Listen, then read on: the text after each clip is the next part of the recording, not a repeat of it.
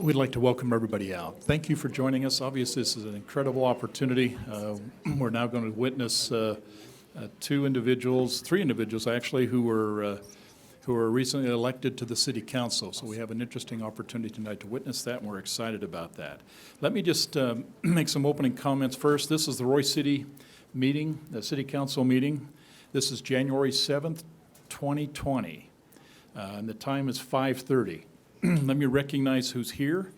We do have Councilmember Paul, Councilmember Saxton, Councilmember Burrell, I believe, is in Pittsburgh and won't be able to join us tonight. And we have Councilmember-elect Jackson and Councilmember-elect Wilson. Those elects will take place tonight and with the swearing in. And as a result of that, they will now become official in Royse City Council for the next 4 years. If you can, let me just mention up front before we jump into the moment of silence and the Pledge of Allegiance, we're going to change this up just a little bit. Just to give you a little history, the law requires for us to have a City Council meeting, there has to be 3 City Council members. To make that happen so that we can approve the information and the stuff that's on the agenda, because Councilmember Burrell is not with us tonight, we only have 2 that in fact have been sworn in.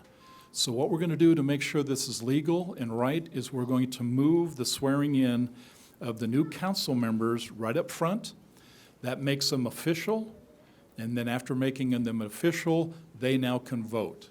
And that's critical and that's important to this process. So everybody okay with that? We're just going to juggle this agenda just a little bit to make sure that we keep this legal.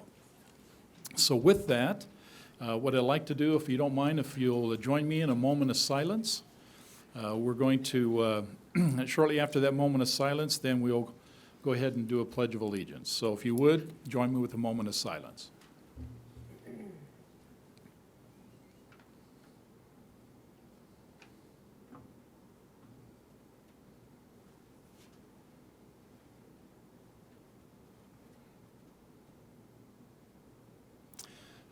Thank you. Now, if you'll please stand for the Pledge of Allegiance.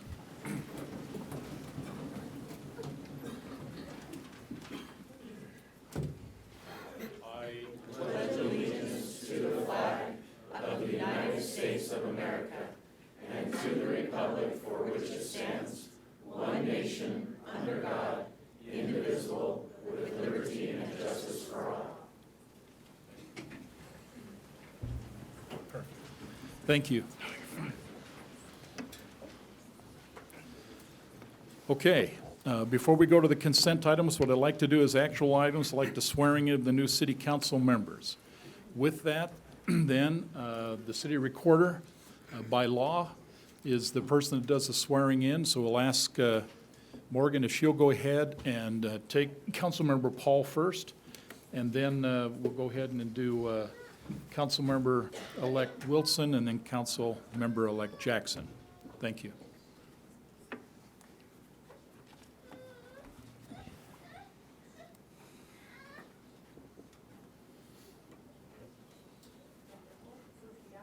I state your name. I, Joe Paul, Having been elected or appointed to the office of City Council member, City Council member, do solemnly swear or affirm do solemnly swear or affirm that I will support, obey, and defend that I will support, obey, and defend the Constitution of the United States the Constitution of the United States and the Constitution of the State of Utah, and the Constitution of the State of Utah, and that I will discharge the duties and that I will discharge the duties of my office with fidelity.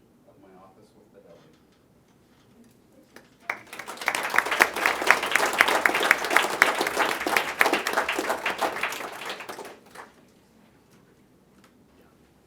We'll go ahead and just do the swearing in, and then if we'd like to have some pictures, and then I'd like to have the council members go ahead and make some public comments before we get to the consent items. So if you will, please, Councilmember-elect Wilson. Thank you. I state your name. I, Diane Wilson, Having been elected or appointed having been elected or appointed to the office of City Council member, to to the office of City Council Member, do solemnly swear or affirm do solemnly swear or affirm that I will support, obey, and defend that I will support, obey, and defend the Constitution of the United States the Constitution of the United States and the Constitution of the State of Utah, and the Constitution of the State of Utah, and that I will discharge the duties and I will discharge the duties of my office with fidelity. of my office with fidelity.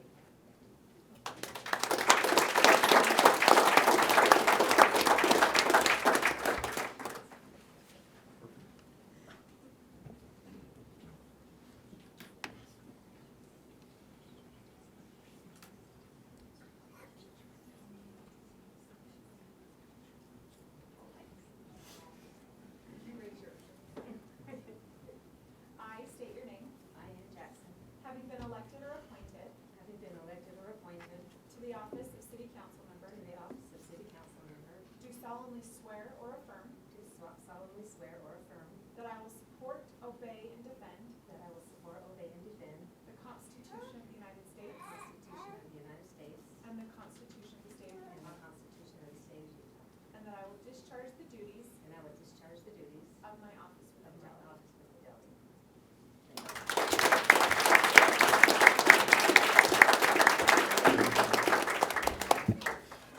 Now, there will be some time for some pictures after we get through the session, but I would like, if you don't mind, the council members in the order that we've heard, if you'd like to make some comments. If nothing else, tell us who from the family you've got here to join us today.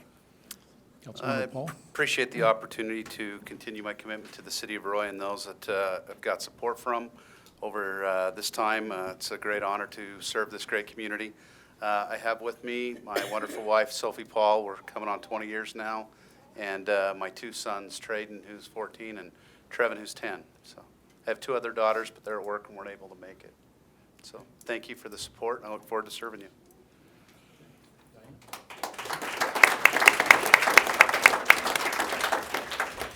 I am honored to serve the citizens of Roy and to work with the mayor and city council and the Roy staff. I'd really like to thank my husband, Leon, who's here, my family, who we have some here, and especially my friends who were very supportive during this journey. I really appreciate all of their help, and I look forward to serving on the Roy City Council. Thank you very much.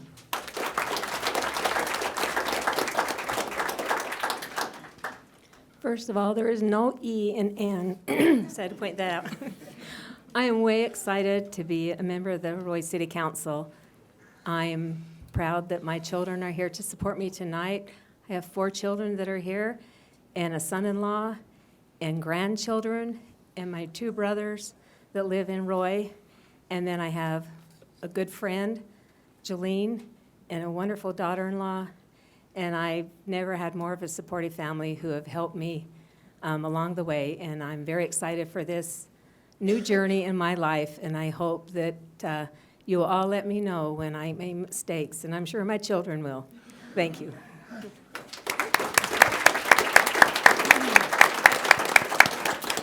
Well done. Welcome. It's great to have you. Okay, with that, we'd like to go ahead and get into the public's business. We do have some consent items. We're going to go ahead and table the November 13th, 2019 and the December 10th, 2019 Roy City Council meeting minutes. We're still working to get those in so that we can get those approved. So we'll postpone those. But we do have 2 items, sale of the sale of surplus property for Public Works, both a Ford 150 truck and a 80-foot man lift. And with that, we also have some planning commissioner changes, and we'll have that announced here in just a second. So, Steve, if you'd like, introduce the new planning commission recommendations to the council, and then we'll just take an up and down vote. I see one of them here. Do we see the other? Well, thank you, Mayor and council members. You may or may not know, every year the Planning Commission nominates a chair every year. So it's a rotating seat that they don't like to have. Jason was nominated last year as the vice chair, or 2 years ago, and then really didn't want to have to do anything. So the Planning Commission decided to nominate Jason Spar as the chair, and then Ryan Cowley as the vice chair. Okay. for the years 2020. Perfect. Okay, council, thank you. Any comments? Appreciate their service. They've done well with the planning commission. Look forward to them continuing.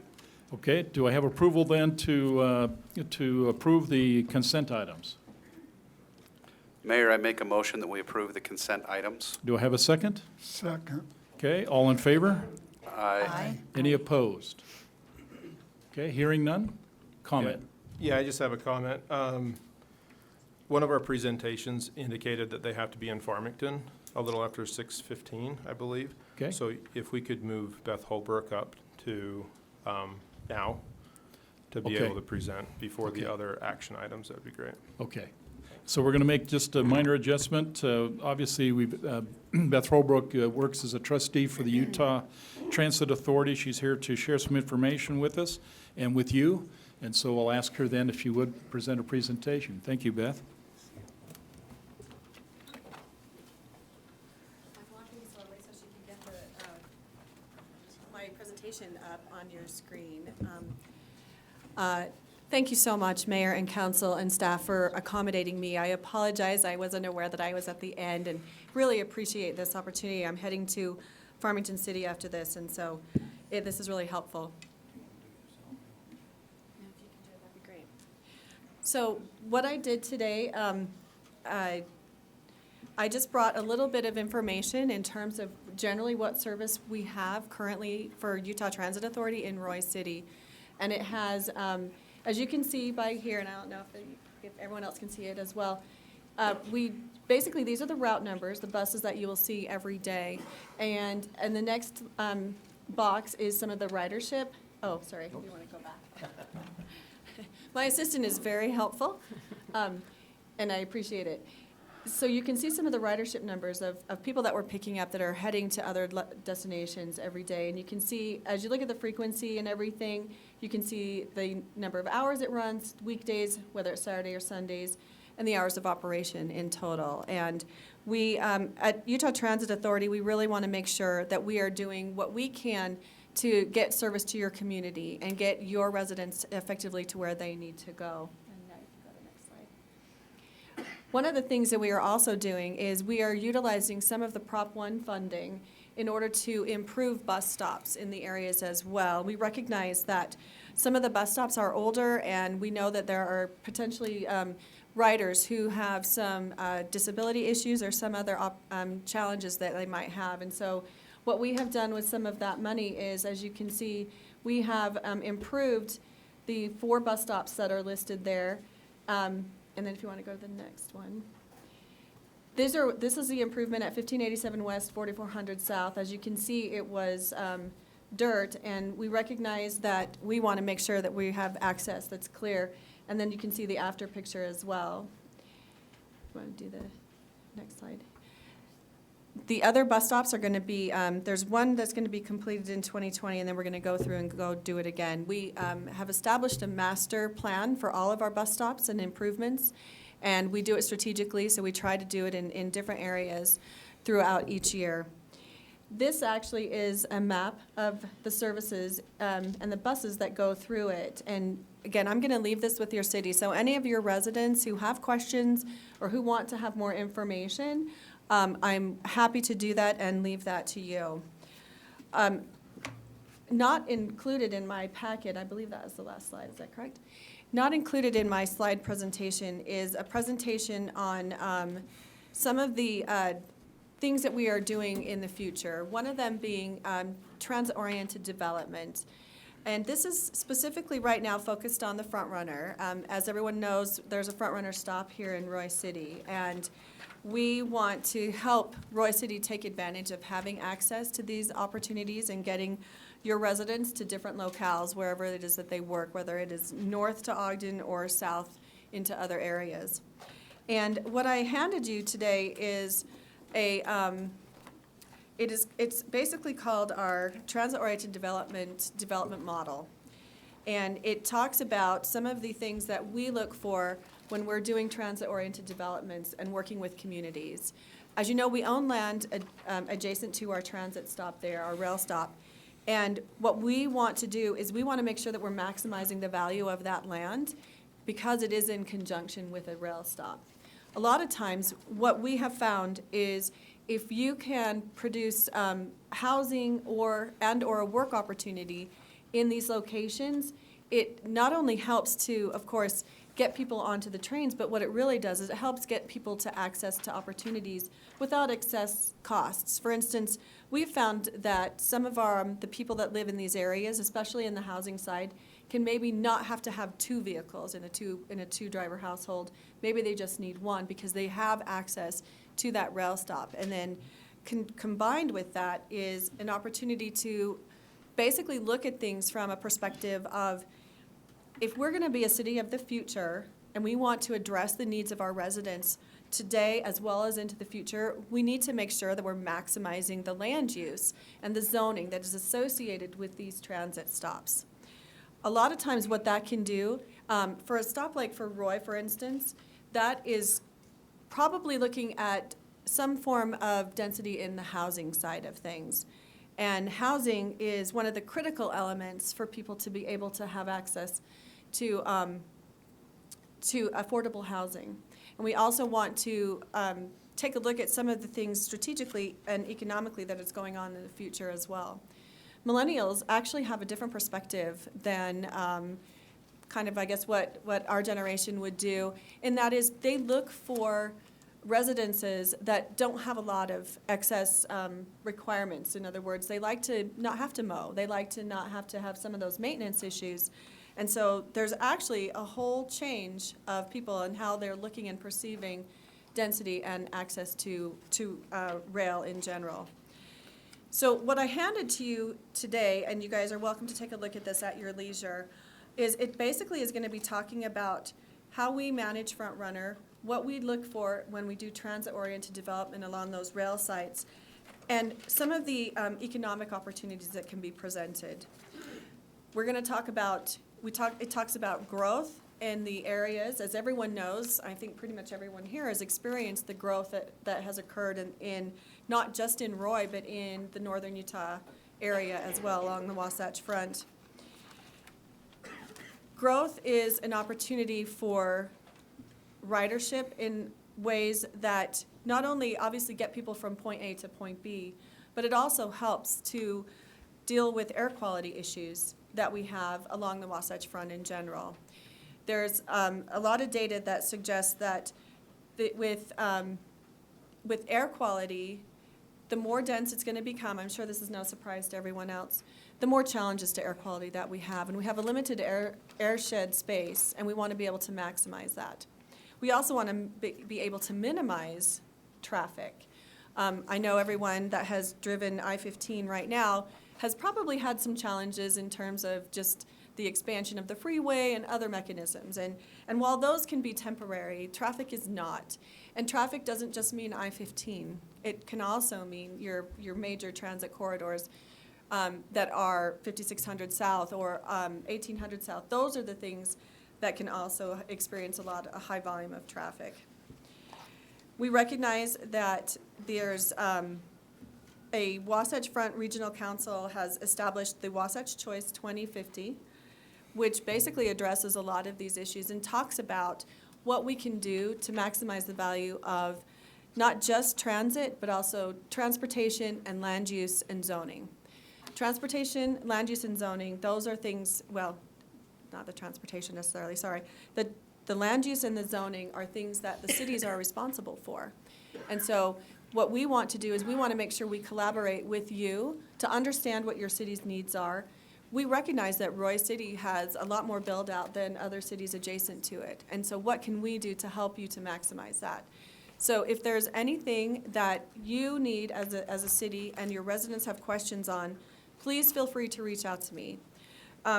One of the things that was established when the governance model was changed for Utah Transit Authority is they established a board of trustees that is full-time. And I have the great honor of representing Davis, Weber, and Box Elder counties. And I want to make sure that I'm doing this to the best of your understanding. And so anything that you need from me, please feel free to reach out at any time. With that, I will say thank you so much for the opportunity and congratulations to the new council. I think this is an exciting place for you guys to be, and I look forward to any and future collaboration that we have. So thank you. Thank you, Beth. Any questions for Beth while she's here? Okay, Beth, thank you so much, okay? Thank you, Mayor. I appreciate it. Have a good day. Thank you. To her point, just to give you kind of a perspective, we had a meeting with the mayors recently, and the mayor of Hooper, now obviously been changed, Corey Green, indicated he was approached by the landowners of Fremont Island. Now, I'm not so sure if you're aware of this, but Fremont Island is actually in Weber County, and Hooper claims ownership as a city to that island. And the Diesel brothers who bought that island have a plan for development. And that's going to be really interesting. I have no clue what they have in mind, but that's a pretty good-sized island. I think it's the third largest island in the Great Salt Lake. It happens to sit in Weber County, and there is discussion about doing some development out there. I've been around a long time, and I'm telling you, that will be an interesting conversation. So, doesn't involve obviously Roy, but it surely involves us as a Weber County resident. So it should be interesting to see how that unfolds. Just want to share that little tidbit with you. Again, Beth, thank you for your time. Great presentation. Okay, we do have some action items. I'd like to, if I can, the action item number 2 talks about the swearing in of an officer. We're going to table that right now. I believe he is sick. Is that right, Chief? Okay. So we'll go ahead and table that. So when he gets better, we'll go ahead and complete that requirement. We do have Employee of the Month. So Matt, if you'd like to talk about that. Thank you. Yeah, we're going to have Jody Fusselman come up and do that for us.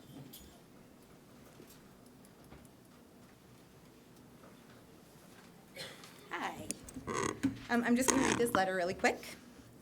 It says, I would like to nominate the following for Employee of the Month: Gage Bennett, Jeff Elmer, Jimmy Hamilton, Matt Howard, Daryl Illam, Cliff Lavender, Tyler Nelson, and Lee Wallstrom.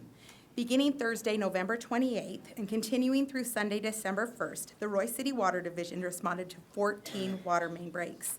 While many of us were home enjoying our Thanksgiving holiday, this crew was working tirelessly in snow, cold, and water to ensure the citizens of Roy had water.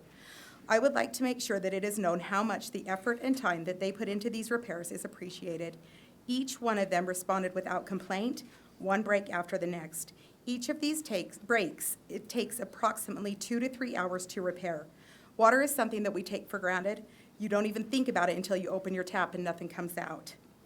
I would also like to make sure that we give an extra thanks to their families.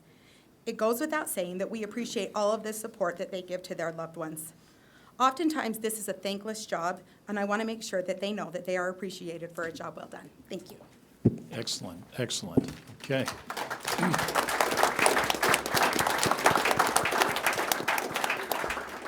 Matt, do we have the gentleman here? Please. Ross?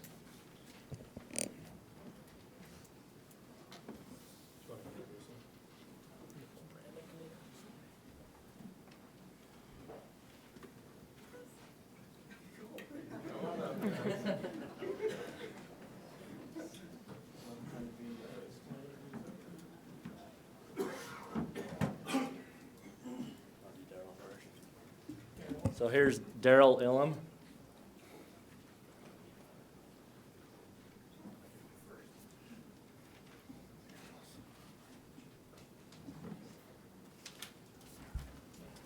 Matt Howard.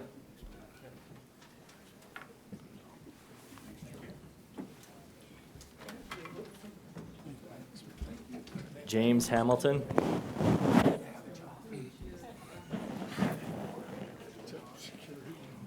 Cliff Lavender. Yes, I know her. Tyler Nelson. Lee Wallstrom.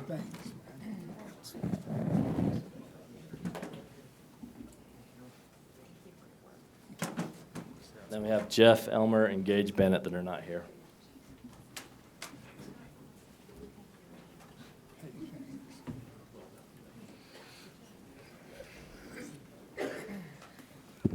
another round of applause, if you don't mind. Thank you.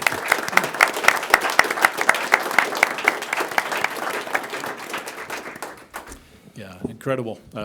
You didn't have to go too far, to be honest with you, on that day to see the information, or at least watch and see what was taking place. Just about all the neighborhoods seemed to have been affected, and it was refreshing to see our team out there doing some great things on a day that they should have, and probably would have been enjoying the time with their family. But they obviously, service before self was important to them, and they made a big difference. So we're really excited for that. Thank you. We now have an opportunity to do a couple of things. We have some liaison assignments we're going to talk about, and then, but I first want to talk about the mayor pro tem. The mayor pro tem is a position in which case, if the mayor's not here, the mayor pro tem is in fact steps in as the mayor. And as a mayor pro tem, that individual has the opportunity to vote. So where I don't have an opportunity to vote unless there's a requirement for a tie, the mayor pro tem, when they're called to service, do. And so the way the legislation has framed that is the city council then selects the mayor pro tem. And what I have right now, council, is I have, I know Jan, who's not here, has indicated an interest, and I believe Brian has indicated might have an interest in the position. So what I'd like you to do, if you would, is just make a nomination to be the pro tem, and we'll take a vote. This is a council decision. I nominate Jan Burrell. Okay. Do I have a second? I'll second. Okay. I don't think I have to do a roll call vote on this one, so all in favor? Aye. Aye. Aye. Okay, any opposed?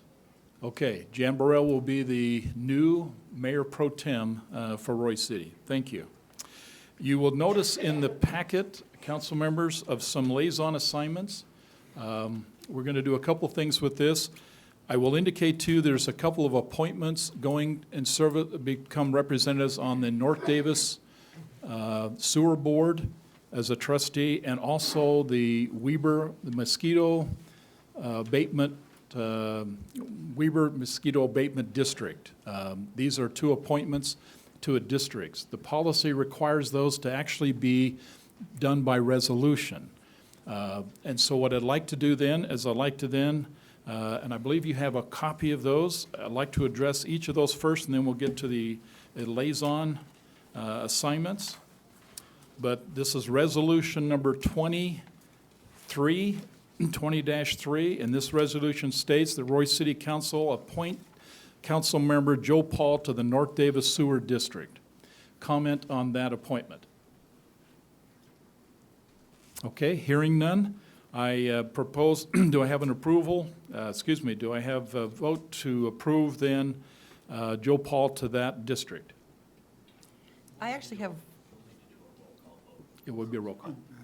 Go comment? I do have a question. Please. So is this for a one-year appointment term or longer? Yeah, the statute basically says it's a 4-year assignment. Okay, now if there is a change where the individual is no longer a city council member, then obviously the mayor has an opportunity to change those appointments, okay? But right now, as long as the individual is appointed to that position, unless there's a situation that causes the individual no longer to be able to accommodate that requirement, it's a 4-year requirement, okay? Okay, do I have a motion then to approve the appointment of Joe Paul to the sewer district? I move to appoint Joe Paul to the sewer district. Okay, do I have a second? Second. Okay, this is a roll call vote. Morgan? Councilmember Hall, Aye. Councilmember Jackson, Aye. Councilmember Saxton, Aye. Councilmember Wilson, Aye. motion carries. Thank you. Okay, I have resolution number 20-4. This resolution then is Roy City Council appointing Council Member Brian Saxton to the Weber Mosquito Abatement Board. Okay, comments on that appointment? Also, a question on length of term for that appointment? Yeah, districts in this case is also a 4-year requirement by statute. And so this one will also be 4 years unless there's a change, okay, in terms of the individual on the city council. Mayor, I make a motion, we approve resolution 20-4, appointing Councilmember Brian Saxton to the Mosquito Abatement Board. Okay, do I have a second? I second that. Perfect. Okay, this is a roll call vote. Morgan? Councilmember Jackson, Aye. Councilmember Saxton, Aye. Councilmember Paul, Aye. Councilmember Wilson. Aye. Motion carries. Thank you. Okay, there will be letters and resolution information forwarded to the districts indicating your appointments to those. And then if you'll just work with their staff to define the meeting times. I will indicate to you any of these assignments, and there's a number of assignments that are located. I would ask these council members, if you are appointed to these, that I would ask you at least once a quarter to come to the meeting. I'll put an agenda item up, and I'd like you then just to report what's going on in your district, what's going on in your committee, and advise the council, but equally important, advise the public of the things going on. So if you just plan for that, I'll make sure we get those as part of the agendas. Thank you. Okay, we do have some other internal appointments. I believe you were given a list showing what those were. It shows the mayor's assignments as well as internal committee assignments. Any comment on any of those assignments? Okay, seeing or hearing none, do I have a motion then to approve these liaison assignments and committee assignments? Mayor, I make a motion that we approve the committee and liaison assignments as stated in the packet. Okay, thank you. Do I have a second? I second it. Perfect. Okay, all in favor? Aye. Any opposed? Hearing none, it's approved. These will be posted, and more importantly, department heads, this will allow you to know who the liaisons are assigned to your particular departments, and you can then work. What I'd ask you, if you would, is this is a wonderful opportunity to educate, teach them, explain to them the things that you're doing, answer the questions they have. But I want to indicate to you is it's an opportunity for education, and we should take advantage of that. So thank you for being supportive of that process. Okay, council, let's go ahead and we'll move down to Resolution 20-1. This is approving of a contract to CEM Aquatics for the Aquatic Center pool liner. Ross, you talking that one? I'm here to ask you to approve the contract with CEM Aquatics for the pool liner on the small wader pool at the Aquatic Center. We send it out to 6 different companies throughout the western United States. We received a bid of $102,775,000 from CEM Aquatics. I'm just asking you to approve that contract, and if you have any questions. Any questions on this particular I contract have a purchase? question. What is the length of time they anticipate that this repair should, what's the life of this repair? How long will it take before it needs to be done again? We're hoping we get, like we did this time, 18 years out of it. Is that what it was? 15 years. 15 years? So, So it's equivalent to what was initially put in? yes. Okay. Other questions, comments? Okay, hearing none. Do I have a motion then to approve Resolution 20-1 for the contractor to replace the pool liner? I move to accept and approve Resolution 21 for the aquatic pool liner replacement contract. Okay, thank you. Do I have a second? Second. Perfect. Okay, this is a roll call vote. Morgan? Councilmember Saxton, Aye. Councilmember Wilson, Aye. Councilmember Jackson, Aye. Councilmember Paul. Aye. Motion carries. Thank you. Thank you. Okay, thank you, Ross. Resolution 20-2. This is approving an agreement with Waste Management of Utah Incorporation for the collection of solid waste and recyclable. Matt? Yeah, Mayor and Council, I present to you Resolution 20-2. This has kind of been in the works for a little bit. What's going on is the term of the agreement ends June 30th of this year, of 2020. So we had a committee develop within the organization. It was the finance staff, some of the finance staff, utility staff, public works staff, and we really dug into the pros and cons of the contractor, looked at other agencies and who they're using.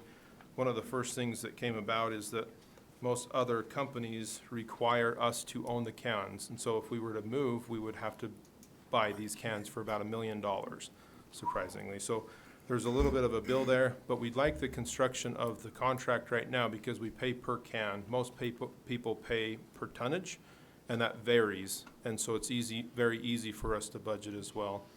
Some of the changes to the agreement that we're recommending is that we have a one-year termination clause in there. Either party, us or them, they can terminate with a one-year separation agreement.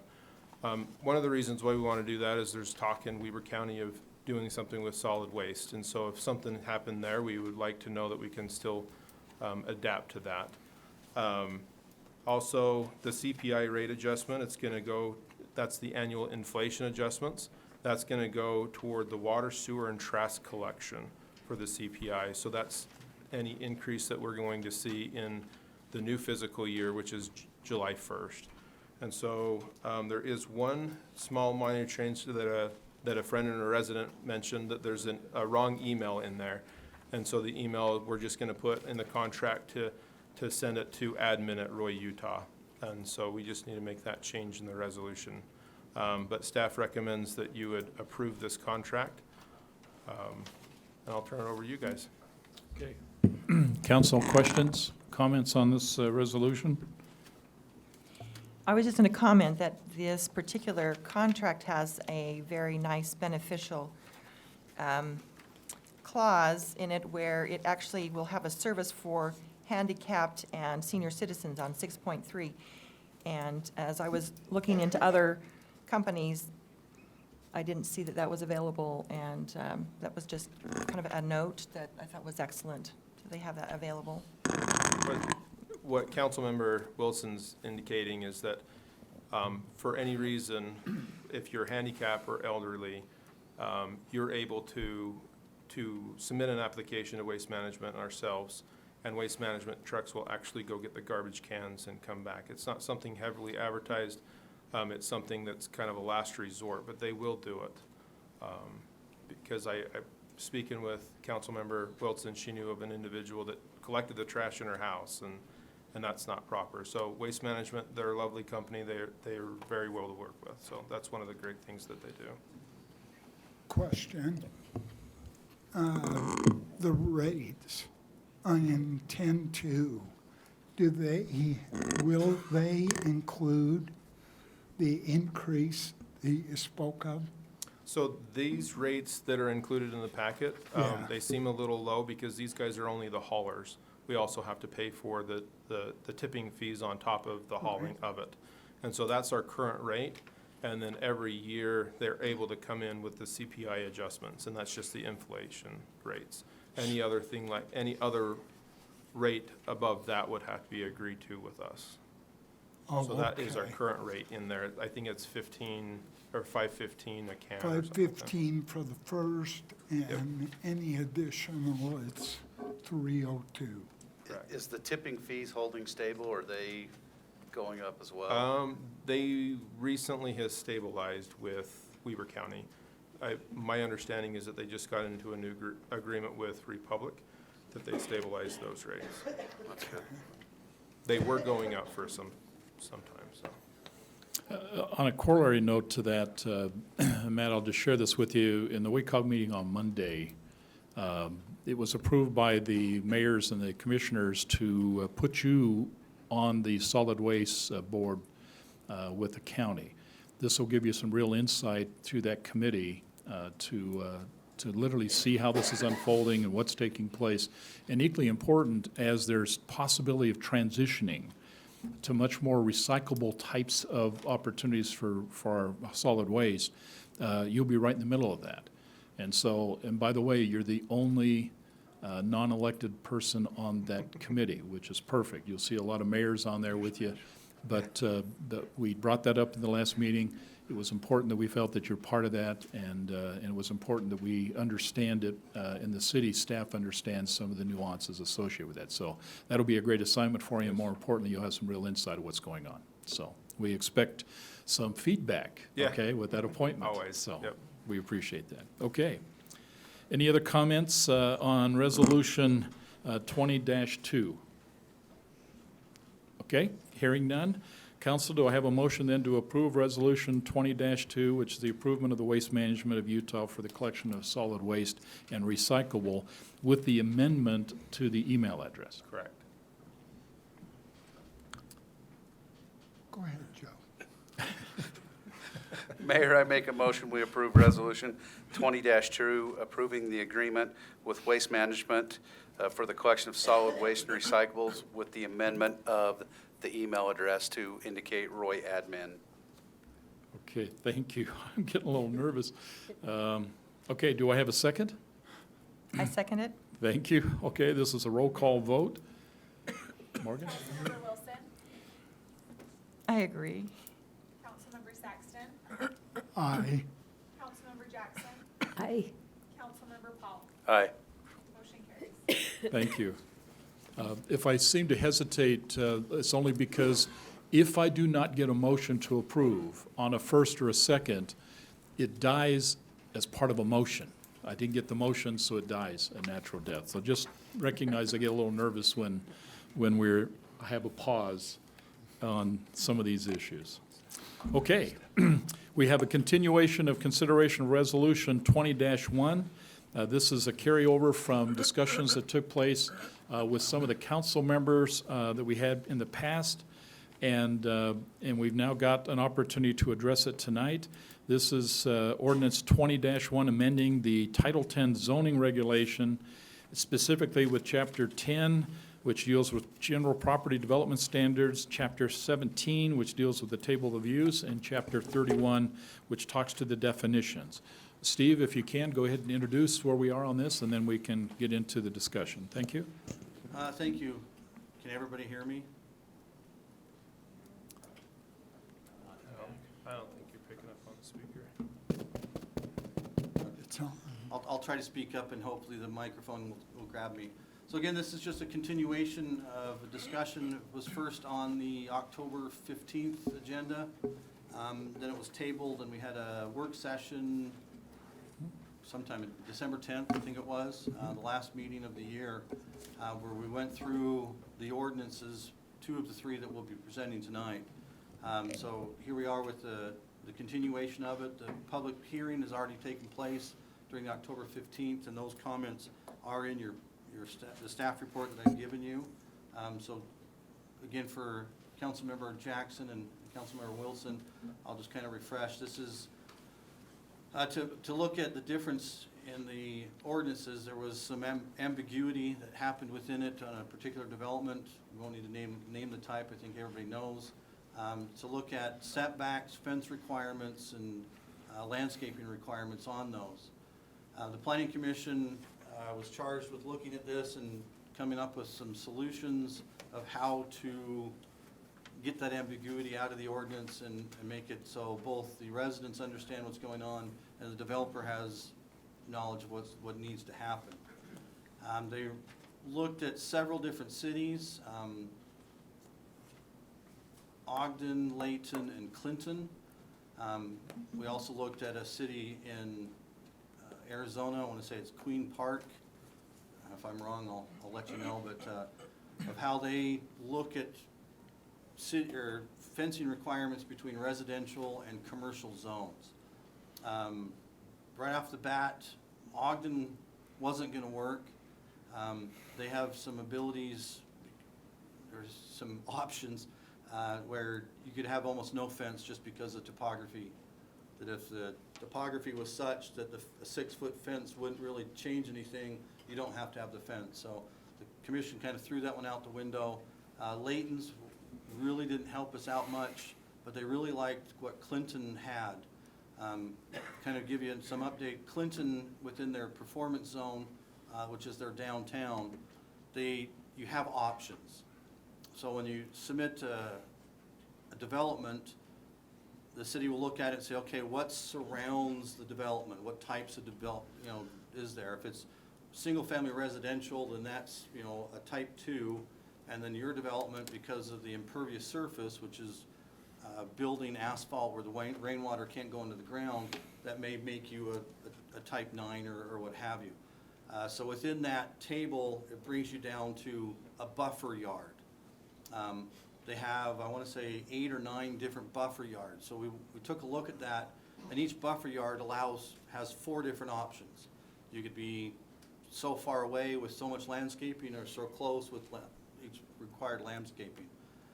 Looking at it, most commercial and residential really fit with what they call buffer yard G, which is kind of what in front of you. We have modified it a bit. Again, it's what the Planning Commission was looking at and what they wanted to help, again, both the aspects to come. So here we have 4 options on setbacks, and this is the rear and the sides, not the front. You can have a 15-foot, 20-foot, 25-foot, or 30-foot, and that's where the developer has those options. After they make that decision, it's really out of their hands. So if they say, okay, I want a 20-foot setback, and then this table, it already says, okay, you've got this type of fence and this many landscaping items that have to be. So that's where the required planting per 100 feet. The numbers are exactly like what the performance zone talks about. Our multiplier is a little different. We actually went a little higher than what Clinton had on theirs. So really it's for every 100 feet, if you're a 20-foot, you'd go 2.5 times 0.9, and that's how many canopy trees are in every 100 feet. So if you have a 200-foot stretch, you would have to have more trees, of course. So if it was 1, you'd have 5 trees in those 200 feet. Then understory trees, evergreens, and shrubs. The evergreens and shrubs numbers are lower with the smaller setbacks because the smaller setbacks have concrete walls or solid vinyl fences. Residents on the other side aren't going to see what might be planted 6 feet and under, which is, again, most of your shrubs are never going to get that tall. So the numbers are kind of lower and the bigger trees are higher. Then it kind of fades a little different, so when you have a 30-foot and a 25, they have ability to have fences that you can see through, and therefore now the evergreens and the shrubs start becoming more and more, and the canopy trees become a little less. There'll still be a good number of them, but again, they come less and less. Again, the Planning Commission felt that if you have a 15-foot setback, we need landscaping, so we have a vertical buffer. If we have a 30-foot setback, we don't need as much verticality, we need more landscaping in between. So that's where the numbers kind of came in. And then the far right of that is just kind of a presentation of what it could look like every 100 feet. Any questions? I just had some comments, and we had discussed this, is that on that narrower setback, there are a lot of canopy trees, and canopy trees often have a 50 to 70-foot diameter, and so that can mean 30, 40 feet of tree over someone else's yard, which may affect their, whatever they have there for sunshine or shade. And I don't know that there's anything to change, but to be aware of that, and then citizens would just need to be able to prune or trim that as they would need. And then the other comment would be, and we kind of discussed this, is what are some of the examples of the canopy understory trees, and I think we talked about you kind of coming up with a list for examples, because some trees are very messy, very trashy. Some have, some might be considered an understory or not, but then you still have a lot of width. And within a 15-foot setback, you could create quite a jungle. Because if you've got a 70-foot width diameter and you've got 2.5 canopy trees in a 100-foot length, well, they're pretty scrunchy. You're going to have a lot of there. And then you've got all these understory trees. So maybe some examples that would help so it turns it into, I think, accomplish the point that we're trying to accomplish here. I've got definitions we can get to in a sec, or if you want to look at them now. Is it just defining what type of tree? I mean, we're not dictating exactly what it is, it's just what types of tree. examples. Some of the question was, what is a canopy tree? And the reason, when we looked at the ordinance of the city that we looked at, they don't have a definition. The only thing I could find is a canopy tree has a 2-inch or 2.5-inch caliper trunk at the ground. An understory tree is one that has a 1.5 to 2-inch caliper trunk at the ground. That's their definition. Most of it usually comes from what is the landscaping, the landscape architect who should be doing this, they know what each of them are. Definition-wise, I kind of looked up, Googled it, and it just talked about, they're shade trees, they're huge, wide-spreading, tall deciduous trees, providing shade for large areas. Shade trees are large trees with widespread, dense canopies, usually taller than 25 feet. And then understory is usually small trees or ornamental, flowering pears, plums, those type of foliages. They're not going to get more than 10 or 25 feet tall. And again, so this is what I found online, and to me, it's just kind of what does a layperson do. I mean, we can put these type of definitions in there, but if a landscape architect is going to be designing those projects, like most of them do, they'll have an idea of what it should be. Or just being aware of it, because then when the planning commission goes over it, then they can kind of have an idea and see if that seems to fit with what needs to be done, because, The DRC will probably be more fine-tooth combing the issues and let the planning commission know. We could just have a sample list of the planning commission that they could hand out too, that's not definitive, but gives examples, rather than necessarily trying to put it in the code. And that may be helpful. yes, I think so. So continuing on, because of some of the ambiguity and that table, the planning commission staff felt that some of these sections of the ordinance could be removed. The table already says it's going to be a 6 foot and the type of fence you fill in. Again, we haven't we haven't removed the section where if there's a retaining wall, the fence needs to be on top of that. So those are still there, but item 1 of 1031 and item 2 now are repetition and now in conflict with the table. So planning commission felt we need to remove that. And then in 101036, number C and then number 2, to look to remove those again, just to get the ambiguity out, make sure that the table stands and does what we need it to do and want it to do. So most of these deductions out of the zoning ordinances, because the planning commission felt that table satisfied all these. In 1017.2, when you read up further in the code, it talked about outdoor storage and outdoor display. I think this is where some of the ambiguity went, because when you looked up screening, this table shows up and it tells you can have chain link fence, a vinyl fence, chain link with slats. And so some of it here is, again, this is dealing only with outdoor storage and commercial. So if I have well, the best example I know of is don't remember the name, it's like Yard Sell. She does work with metal. If you haven't been there, go there. They got some great things, but she has all.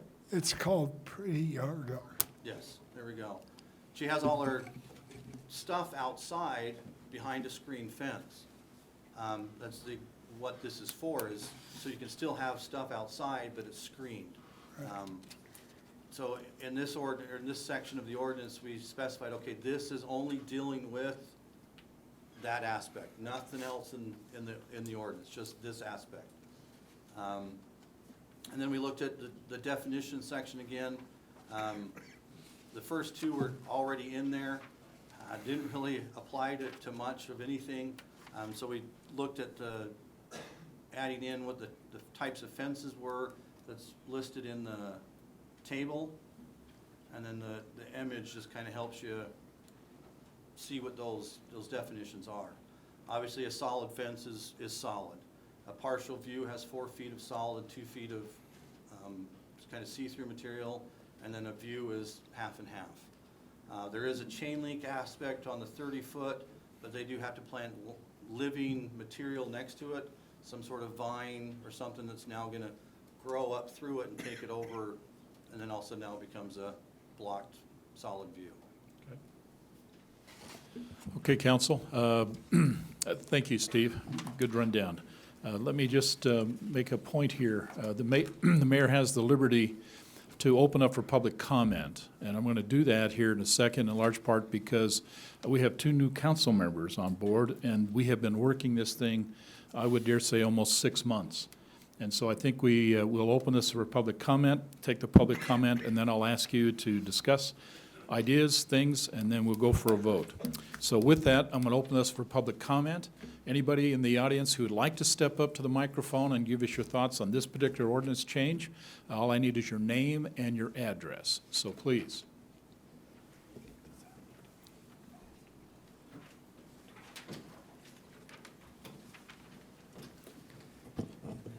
Braden Stander, 5544 South, 3750 West. Thanks, Brad.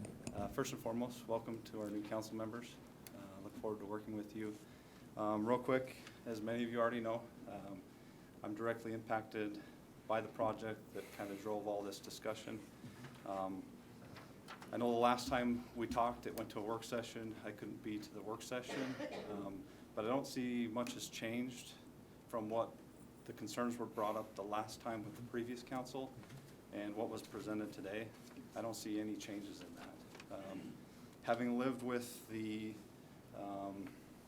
vinyl fence, I can tell you there was probably a reason they opted for the opaque solid structure. I deal with the trash blowing underneath of the vinyl fence continually. Through the holidays, kids hanging on over the fence, visiting residents, looking over into the yards.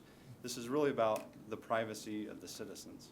And I think that initial code was attempting, there was too much ambiguity, but they were attempting to protect homeowners' rights when a business builds next to them. If we look at what's proposed here, I think that the split fencing, the vinyl fencing, the chain link fencing, strips those privacy rights that we were initially trying to get back to the property owners. So I personally think there's still some work to do here as far as the type of fencing that we do allow.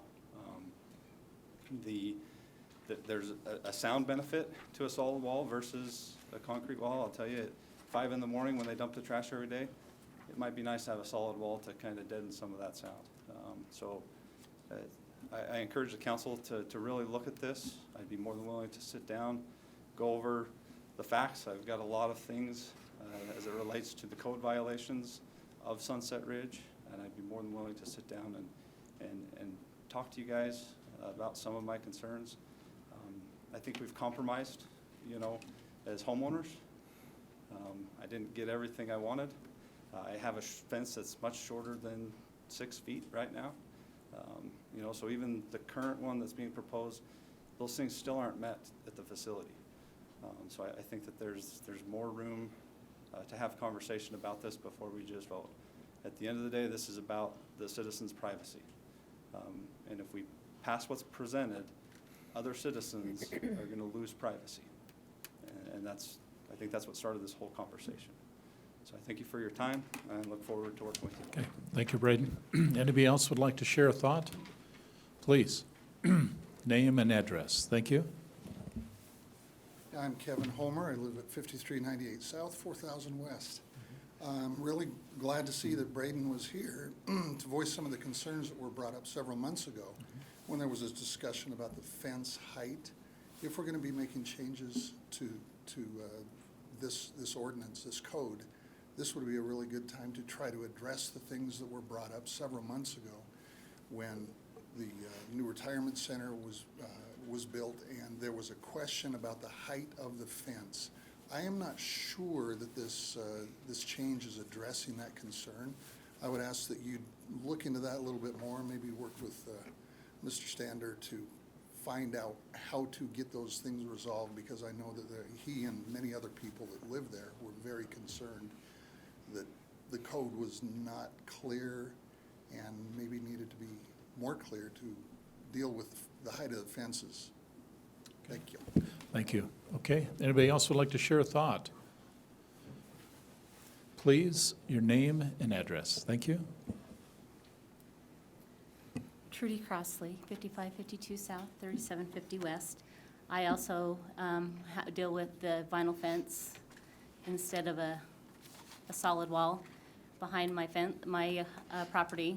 As Braden mentioned, we do have the noise level of the cars that come and go. It's a facility that's open 24 hours a day. They have workers that come and go.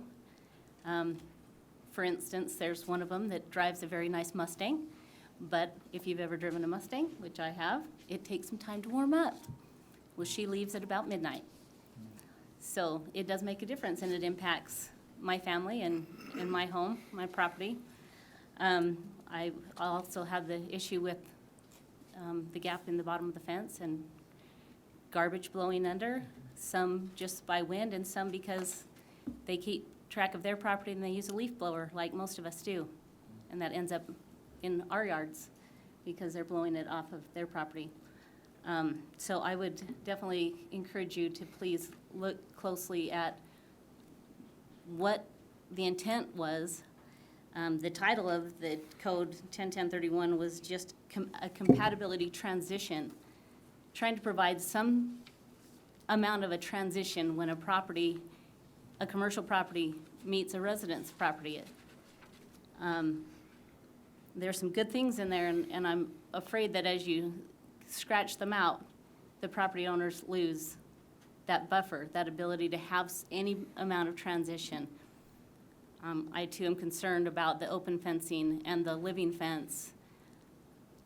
If a living fence that hopes to grow a hedge 6 feet tall is approved, well, if it's commercial property and it takes, I don't know how long to get that hedge up 6 feet, that's basically an open invitation to whoever property that borders until that is in place.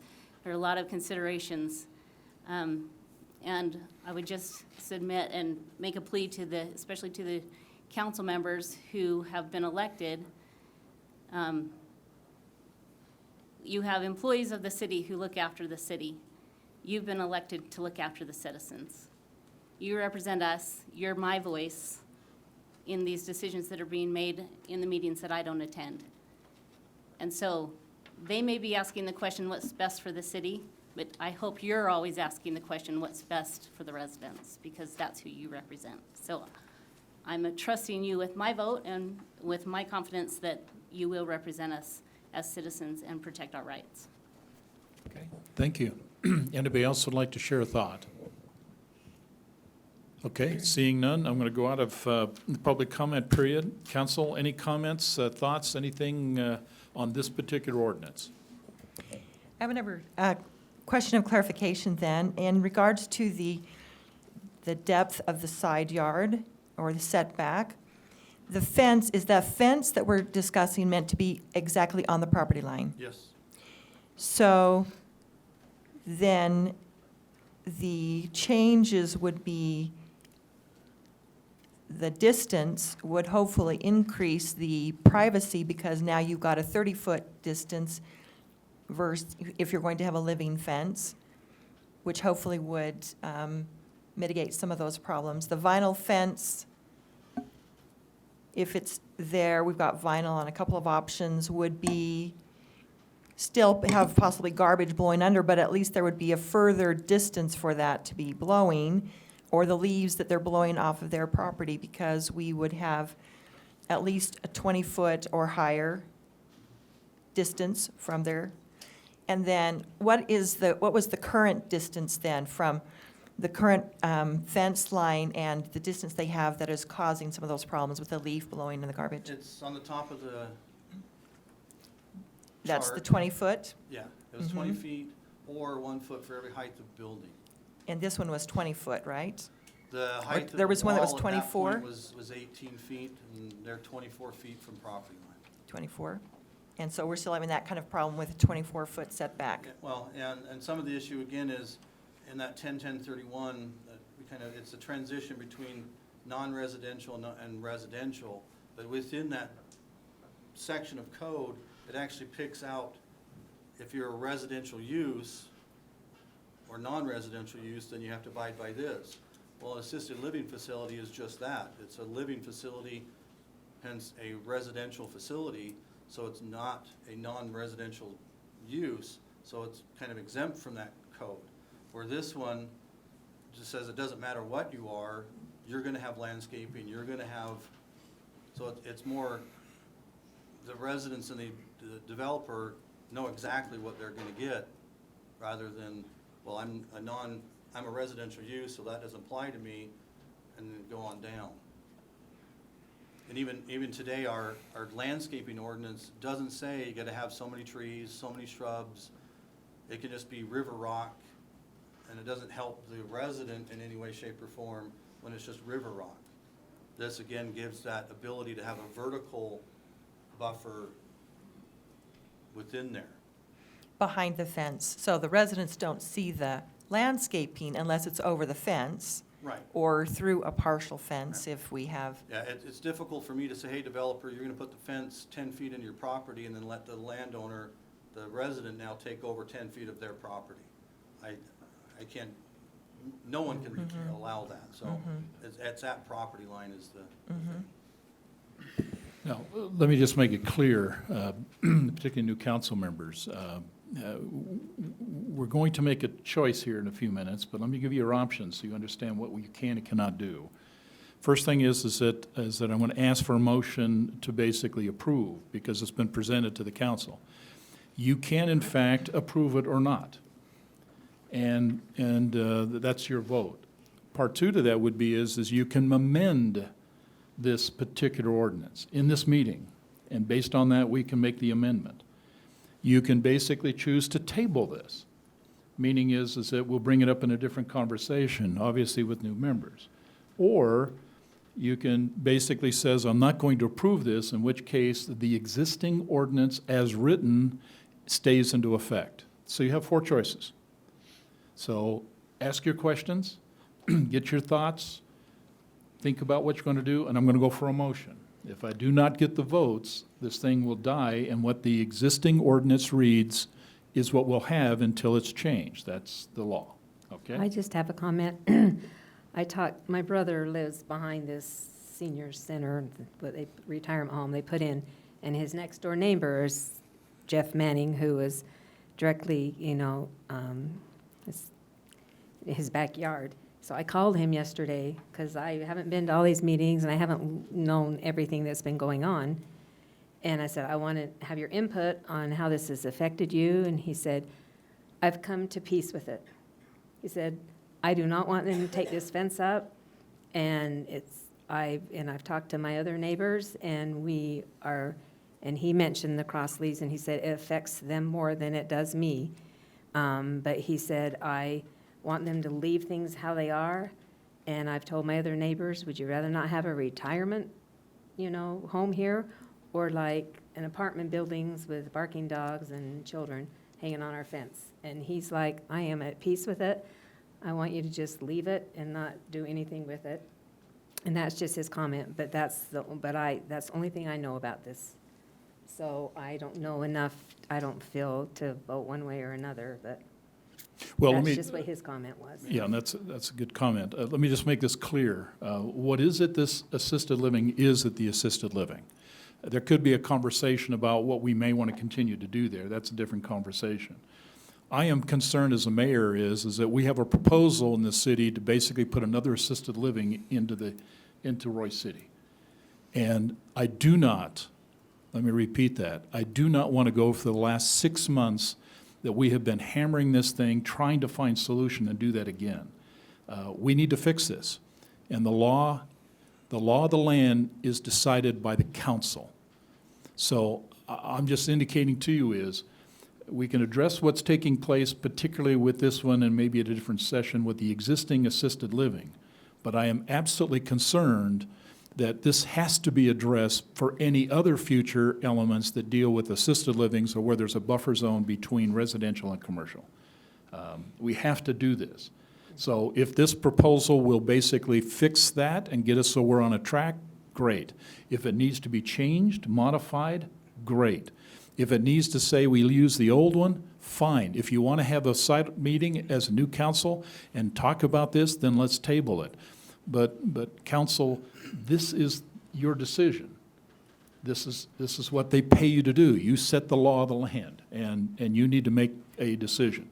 One of the decisions I've given to you is an option to consider. Do you have any other comments or questions for Steve? Steve, you have a comment? Just to let everybody know, the decision, if you approve this or not approve it, does not affect the existing.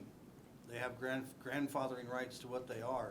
So even if you say, you know, we want a 10-foot wall and that's how you amend it, it won't put one there. It'll be just from this point forward. So again, yes, it was what catalyzed this to come forward, but it doesn't necessarily change what's there. They have non-conforming rights as. I have a question in regards to Braden Stander's comment about the height. And I have read some of the comments from the last session, but I have not seen those from some of the previous, this last year. We've had many comments for a whole year. Do you remember, was that in regards to feeling that that fence needed to be higher than 6 foot? Is that what the concern was, or do you recall that concern? I don't.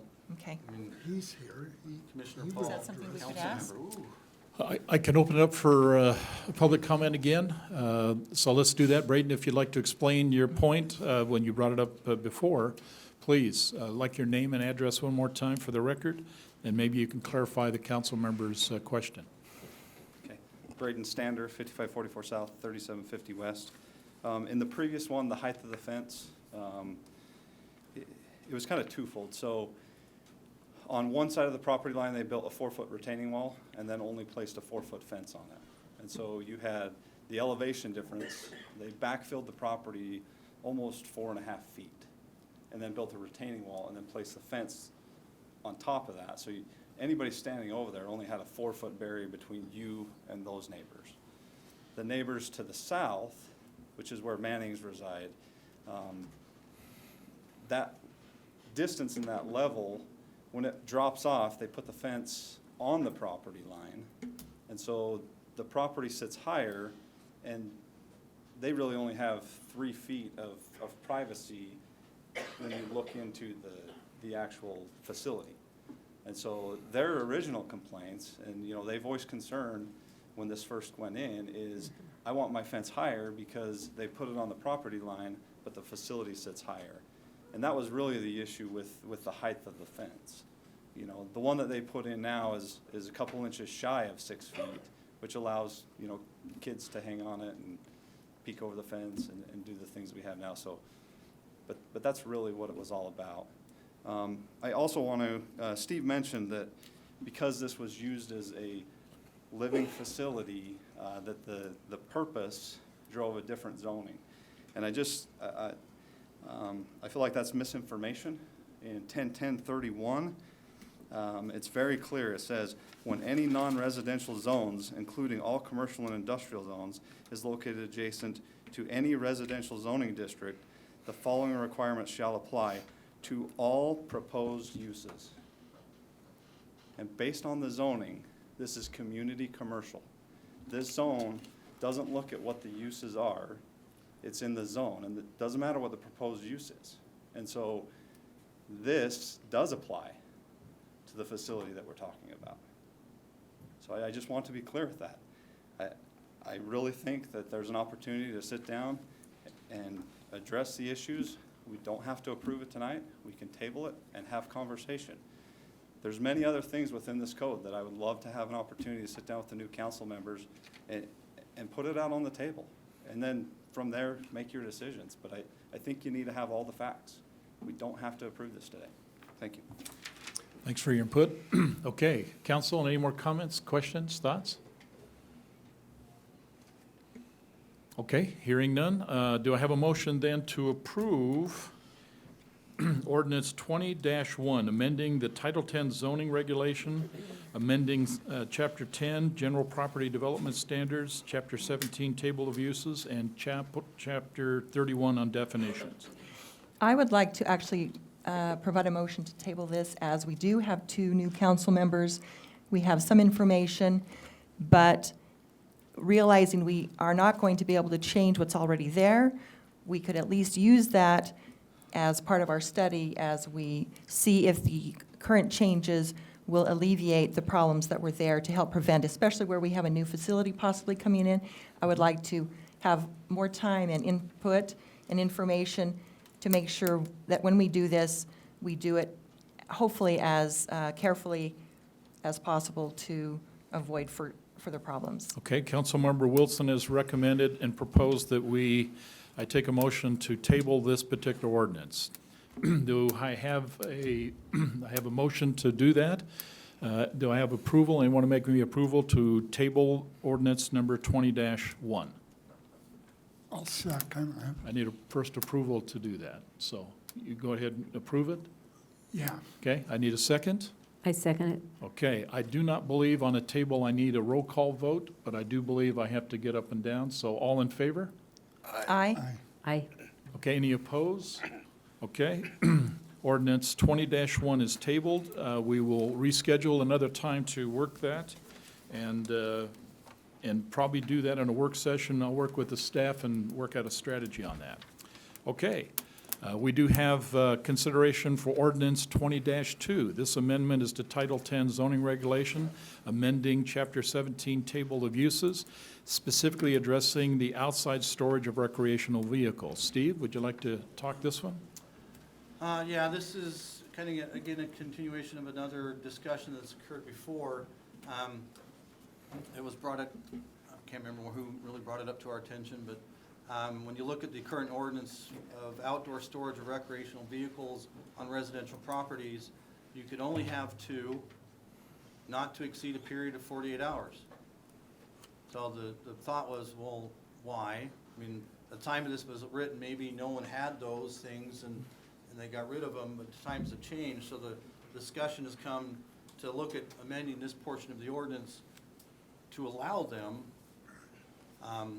In the discussions Planning Commission had, and then later in with work sessions with the City Council, so used to Planning Commission, Councilmember Jackson and Wilson, just kind of a brief history. There was 3 other bullet points in this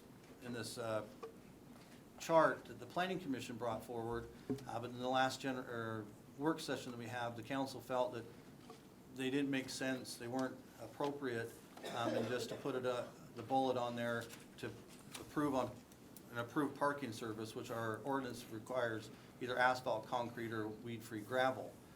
So this would really change the aspect is it doesn't matter how many trailers you have, RVs, what have you, as long as it's parked on an appropriate surface in the appropriate location. So those that have, several are no longer in this violation.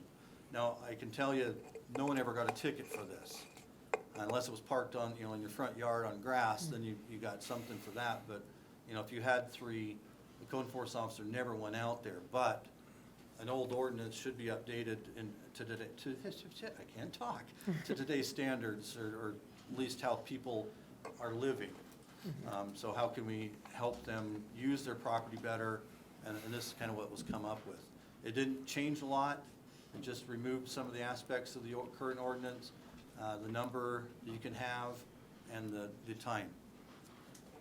So really just changing that. Okay, Does it matter what size their lot is according to how many No, vehicles they again, can have on it? Each lot will dictate, if you only have a 6,000 square foot lot, you're probably not gonna get a lot of them.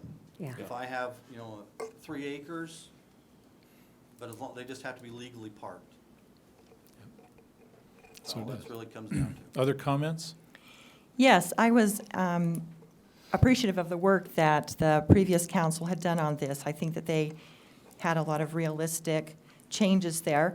As I've been researching what is currently there, I've noticed that many cities are actually encouraging less asphalt and cement to allow better water percolation into the soil. And so although asphalt and concrete is nice, they're not always recommending or encouraging that.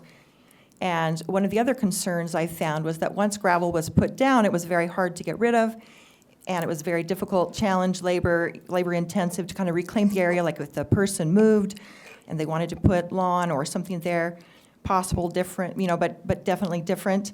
And that most RVs or recreational vehicles are parked for long periods of time and only used occasionally. And so as I've been reading, I believe that maybe, and I don't know if this is the right time to do that, but I think that something like pavers or even possibly soil or something like that would be actually very appropriate in a situation like this, and that we could maybe possibly amend it by just changing it to a weed-free surface. That way you've got some options that would also be very helpful, and then if someone did move, if they did sell the property, or they changed their mind and didn't want RVs and stuff like that, they still would have better access to that. So those are some of the thoughts and comments I have in regards to this, considering studying other cities and stuff like that. Okay, thanks for the comment. I'm going to open us also up for public input. If you have a comment, I ask you to please come up to the microphone, give us your name and your address. Okay, thank you. Barry Molman, 4073 South, 2175 West. I think at hand here is also the question of property value. You know, we have ordinances that address junk cars sitting all over your, unlicensed junk cars sitting all over your driveway. I really question, how is this different? If I have a junk car, or I've got 3 campers, 2 snowmobiles, 4 quads, and a couple boats, all filled with junk, it's okay if I'm on pavement? Is that what I'm hearing? That's my question. Okay, thank you for your input. Okay, anybody else? Please, name and address.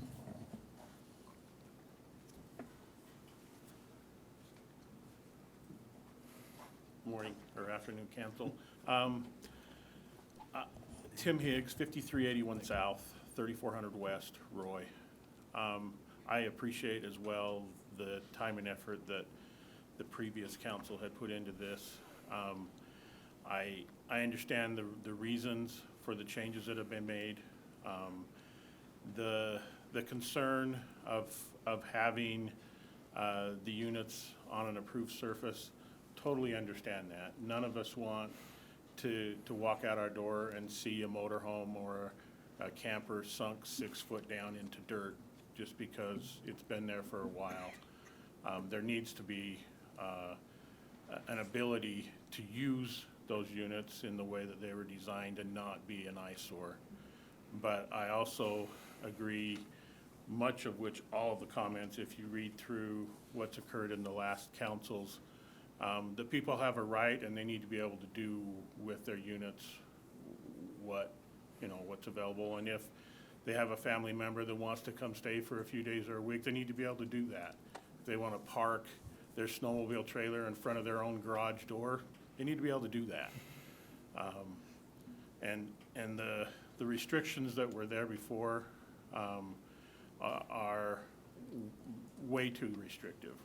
The comments were made, we have facilities within the city where there's fenced-in areas where people are encouraged to put their units, and there's maybe 20 or 30 units in there within a housing area. 2 is silly, and especially when it's property that you own and you have an ability to put something there and it's not going to be an eyesore. You need to be able to do that. But none of us, I fair say, want to walk out our door and see somebody's unit next door sunk down into the grass because they pulled their unit right onto the middle of the grass. It needs to be on some sort of an approved surface. So I, for one, am very comfortable with all of the discussion that's taken place. I think the remaining restriction is fair, and it gives a guideline and a rule to not create an eyesore and create a situation where people are having, grass die out because something's been there for months and months. Myself, I'm very comfortable with what's been brought forward, and I appreciate your time. Okay, thank you for your input. Anybody else like to share a thought with us? Okay, seeing none. Council, any other comments or questions you'd like to talk about in reference to ordinance 22?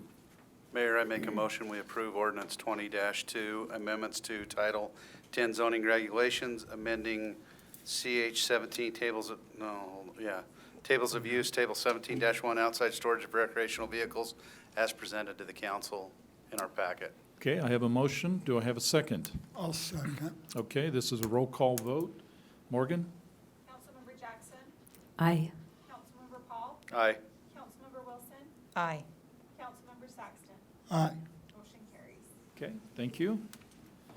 Okay, we have another one, ordinance, consideration of ordinance 20-3. This is an amendment to Title 10 zoning regulations, Chapter 17, Table of Uses allowing cannabis production establishment and medical cannabis pharmacies as permitted use in Chapter 31 of the definitions. Steve, you'd like to talk about this one? Again, I'll kind of give a brief history. This is something that the state has been so kindly to go through and there was a vote on it, was it November of 2018? Something like that, without picking up the packet, the state statutes.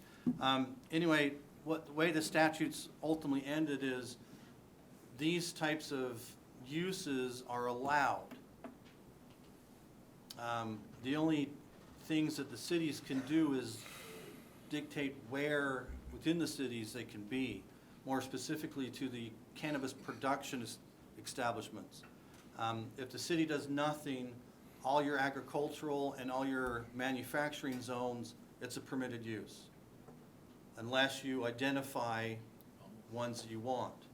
So in this, we've identified that the manufacturing zone is the one we want to identify where that use could be.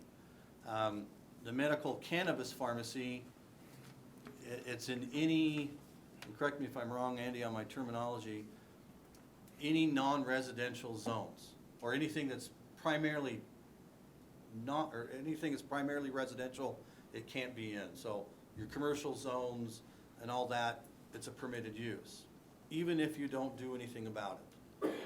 So someone could make application, and the city, even though it's not in our ordinance, has to approve it. So it's kind of one of those, this doesn't have to take into place until 2021? Well, the end of 2020 is when we. End of 2020.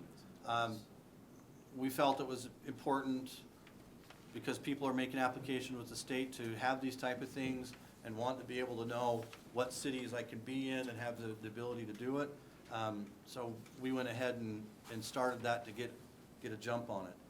So the cannabis production establishments, as mentioned, would just be within the manufacturing, and the cannabis pharmacies would be in all commercial zone except for the R, which is recreational, which is our aquatic center and the golf course. They don't need to be in there. So it'd be our business park, our manufacturing, light manufacturing, regional commercial, and commercial.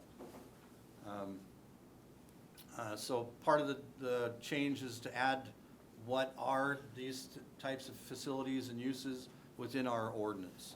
So define what cannabis is.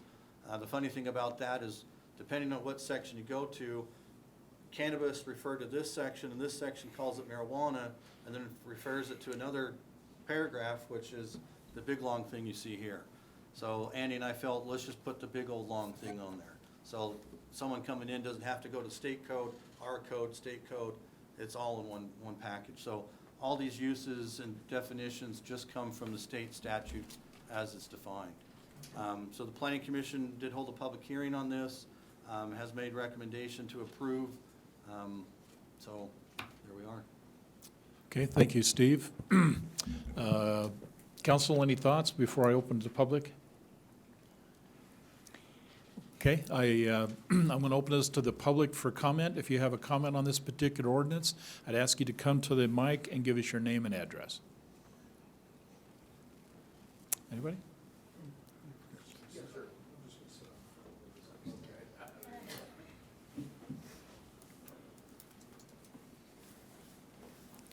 I'm Kevin Homer. I live at 5398 South, 4000 West, here in Roy. I was able to attend the Planning Commission meeting where this discussion was had. I really do appreciate that the definition of what is allowed has been included in this resolution. Glad to see that, because we were using terminology that probably was not correct at that time. This is just defining those zones. Doesn't mean we're going to get licensed from the state to actually actually have those businesses there. The state's already issued several of those. The only one in Weber County is up in Roy. but I would recommend that we accept this resolution. Yeah, it went to Ogden, but go ahead, continue. Ogden, yes, thank you. Thank you. Thank you, Kevin. Okay, anybody else like to share a thought? Okay, seeing none. Council, comments, questions about this particular ordinance? Just in confirmation to what they've said, there are 14 pharmacy sites that have been approved, and this, we really have no option. We're required to adopt this eventually, and it's just been taken out of the state code. So it's nice to discuss it, but it doesn't really change anything. So do I have a motion then to, anybody else like to make a comment? Council, do I have a motion then to approve ordinance 20-3, the amendment of Title 10 zoning regulations, Chapter 17, Table of Uses, allowing cannabis production establishments and medical cannabis pharmacies as permitted uses in Chapter 31, including changes to the definition? So moved. Man, I'm You glad said I it well. said that. Thank you. Okay, do I have a second?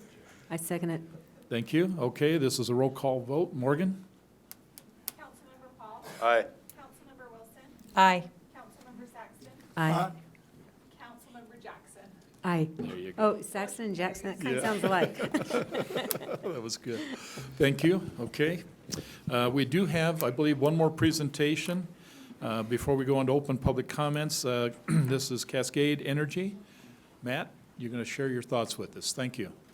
Sorry for allowing so much time, but we have lots of important things we're addressing. That's fine. Ms. Langhoff, do you have it loaded? Awesome. And there's a chance for me to stick this in there so I can control the quarter.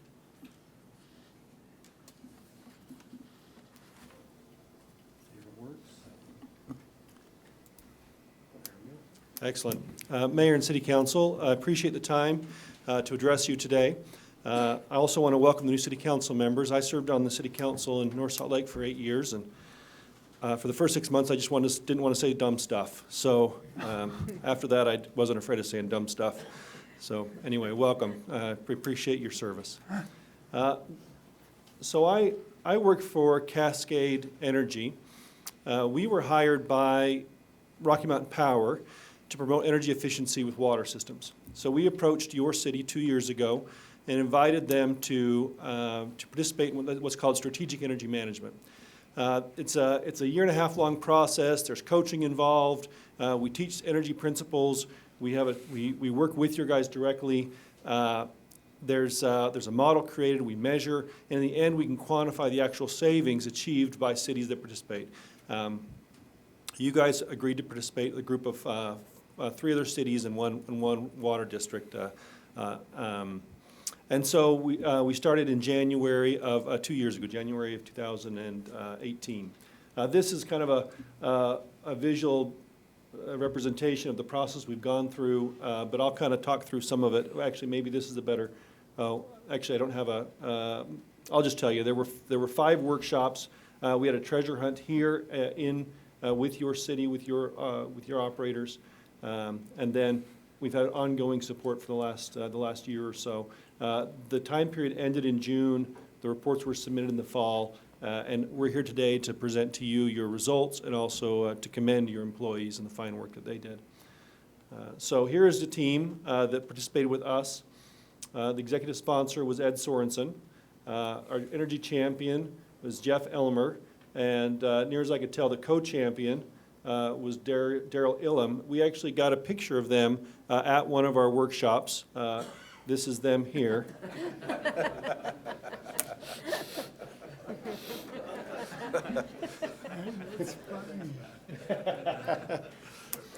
Anyway, they were awesome. We affectionately refer to them as Easy Top in our group, and so I'm glad I found a picture of them.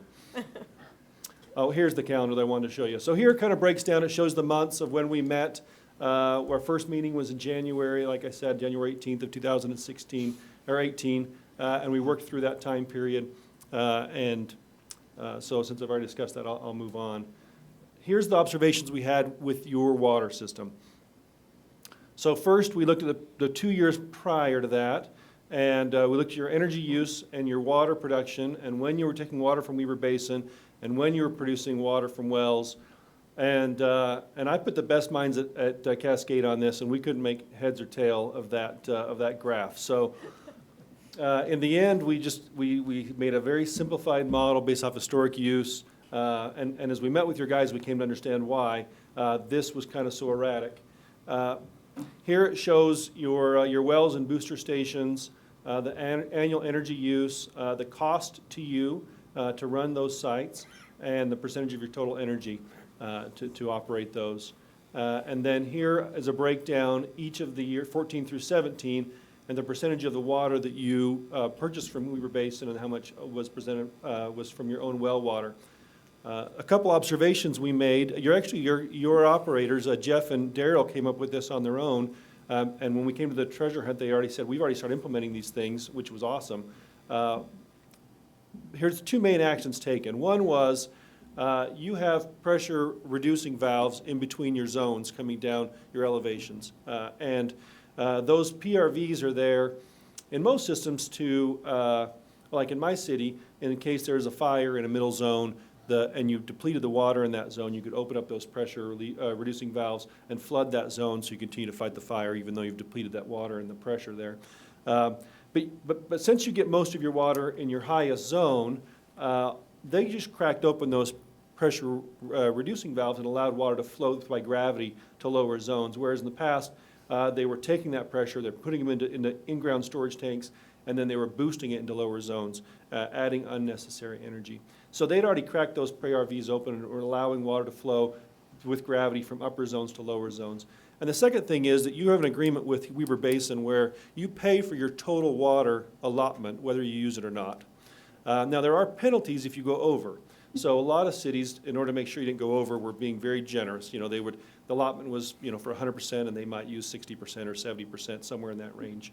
But every drop of water that you don't get from Weber Basin, you have to produce from your wells, and that requires energy. And so the second step was to just use as much as that as you can and use the wells sparingly. And so those were the two main actions taken by your water system. So here's the results. Let me explain this graph to you. Let me see if this pointer will work on that. It doesn't. The blue line shows your historic energy use. In the gray period, that's historic, and then the blue period, that's after we started working with your city and they started making changes. The red is the simplified model that we created, and that was just a rolling average of past energy use for the past 3 years. It was a weighted average, and so you can see that's a very similar pattern going forward. In the blue section, you can see how much lower your energy use was. So you can see the previous 2 years, it was quite a bit higher, and then as soon as you started making changes, it dropped off dramatically. And then we've captured that in the green. That green line is the total amount of energy saved over the time period. And as you can see, you ended up with, was that 1.2? It shows 1.2 million kilowatt hours of energy, which is phenomenal for a city your size, and the amount of energy used. So here's the results. You saved 1.2 million kilowatt hours. There's two components to your power bill. I know how much energy you saved, but I don't know how much in demand savings you had. But I did just a rough estimate, and I think you've probably saved about $50,000 a year in energy avoidance through the efforts of your, well, I mean, they're now your employees of the month, so I can't give them more commendation than that, but very worthy of that. And then for every kilowatt hour you saved, Rocky Mountain Power gives you a 2 cents incentive to just kind of say thanks and to help pay for the time that your employees spent working on this. And in your case, that equates to $24,000. And that, I should say, is a almost 55% energy savings in the energy you were using. So the energy that you were using for your water system, you've cut more than half of that out just by those actions, which is the highest I've ever seen in all the water systems I've worked with. It's really phenomenal. So we've brought a big check to give to you today and present and get a picture and that kind of stuff. But before I bring that up and introduce the two gentlemen that I brought, any questions for me about what your guys did or what the program, how it works? Council comments? Is this a program that continues, or was this a one-time event? Well, so the power company has been paying us to go through and work with various cities. And so this incentive is for one-time savings. And at this point, there's no other easy things for your city to work on. So we're going to encourage you to continue to look for energy-efficient ways to operate your water system. But as far as receiving incentive from the power company for operational changes, that's no longer an option. However, Rocky Mountain Power does want to help pay for capital improvements for your city that will save energy. So if you put in a new well station and you put in energy efficient components to that, if you do other things that will save energy, Rocky Mountain Power wants to help pay the capital for that. And so I've encouraged your team to get involved with me and with Rocky Mountain Power in the future if you're doing those types of improvements, so that they can help. And that, I should say, that's not just for water systems. If you're doing something on your city with street lighting or heating or whatever, if it's going to save energy, please reach out to us so we can help you get some of the money from Rocky Mountain Power to pay for that. Yeah, great comment. Okay. And I can only assume with your comments, and surely our team that's working with you, whatever changes in terms of the standard practices they have made, I would assume we'll continue doing that. So we'll see an ongoing thing. It's just that I think your point is that at this point, there's no opportunity to have some type of recognition coming back to us beyond what is about to take place, I assume. That's right. But we can continue to save, okay, based on the ideas that you presented and what our staff has been able to do in terms of reducing the cost of operation. That's exactly right. Yeah. Excellent, excellent. Okay, so I brought with me two gentlemen. Glenn Thomas manages the energy efficiency outreach for Rocky Mountain Power in the state of Utah. And Steve Rush, you guys should know, he manages your Rocky Mountain Power account. So they've come up here. I've got three things for you. Two plaques that I should have given to you ongoing but didn't. So here's one for 2018 and one for 2019, just saying that you're a WattSmart business partner with Rocky Mountain Power. And then an extra large check that we would like to present to you to the amount. This is, however, not legal tender. There's no Happy Gilmore on this. You'll get an actual check in the mail, and you maybe already have for this amount. So, Mayor, how do you want to manage this photo? I want to just make sure that at least one half of ZZ Top is in the picture. Matt, I would recommend the council come down, but more importantly to the leadership and definitely the people who basically have been putting their hands on this. I think that's what we ought to do in terms of a picture. That work for you? Sure. Okay, council, if you'll join us just for a second then, we'll take a picture down here in front. It has been trained, so. Should we go ahead and head forward, closer to the logo, but in the best spot? Might as well.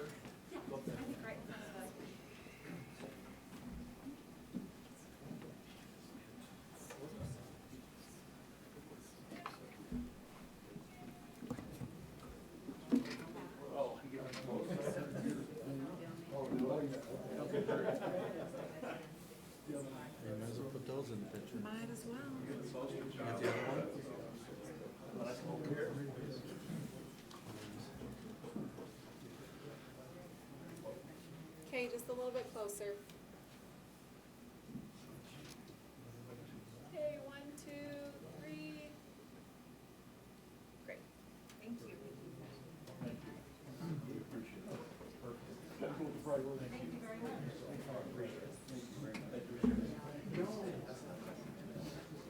Your office.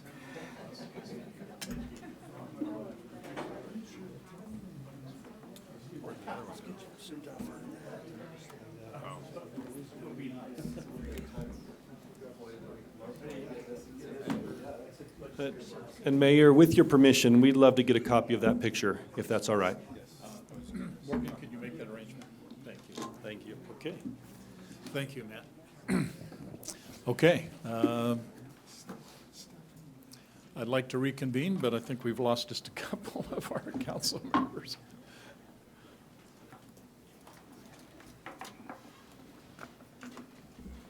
All I need is 3. It was city business. I understand. No problem, Brian. Okay. Again, thank you. Great, great effort on the part of all the principal parties in that process. Wonderful, wonderful. Okay, this is the public comment period. If you have anything you'd like to make comment on, Makes no difference whether we talked about tonight or just anything you have an interest in, please step up at the mic and give us your name and address. Thank you.